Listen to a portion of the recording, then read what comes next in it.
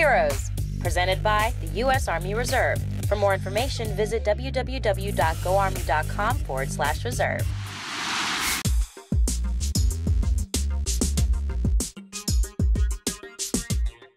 Life is often unpredictable, and for U.S. Army Sergeant Michael Collazo, being part of the Task Force Larimar, which is part of a humanitarian assistance project called Beyond the Horizon in the Dominican Republic, proved to be a life-changing experience, as well as a Herculean crash course in on-the-job problem solving.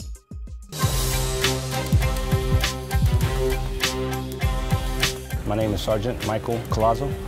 My MOS is a 21 kilo, which is a plumber. We were building a clinic. Our job was to install a lot of the drop ceilings, a lot of the plumbing fixtures, the finishing work around the end of the mission.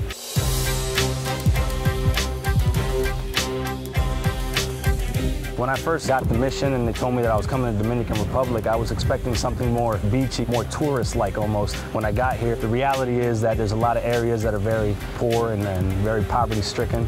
It was a reality check for me because I get to see the side that not a lot of tourists get to see. I get to see the towns, get to see the locals, the shops. It's actually really fun. It's a humbling experience. I mean, we see a lot of things that they don't have here that we take for granted back in the States.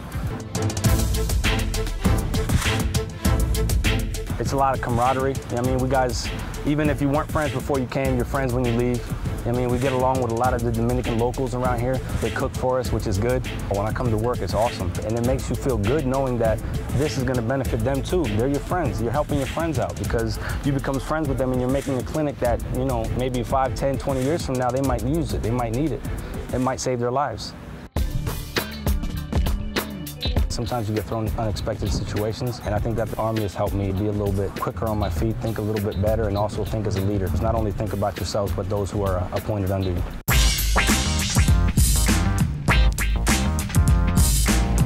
Sometimes when you come into countries like this, you have to work with what they have available.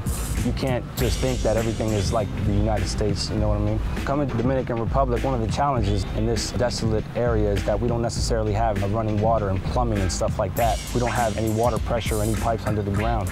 So that's one of the challenges that we had coming into this job building a clinic. So what they came up with was they're going to put a tower there and they're going to put a huge water tank. It's going to be massive. And then they're going to put the plumbing into the hook it up into the building. It's definitely something that when you come into it, you look at it and you're like, well, how are we going to figure this out? And you're like, well, maybe that might work on our job site. And it's exciting to try to figure things like that out because it's not always straightforward. It's not always like, okay, this is what you got to do.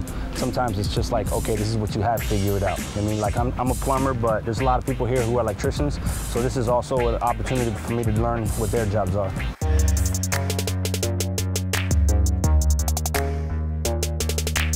Whenever I go home, what's going to stick with me is I'll feel like I'm always going to be here, having known that I helped them build this clinic. I was a part of it. You get opportunities and you do things that you've never been able to even imagine that you could do.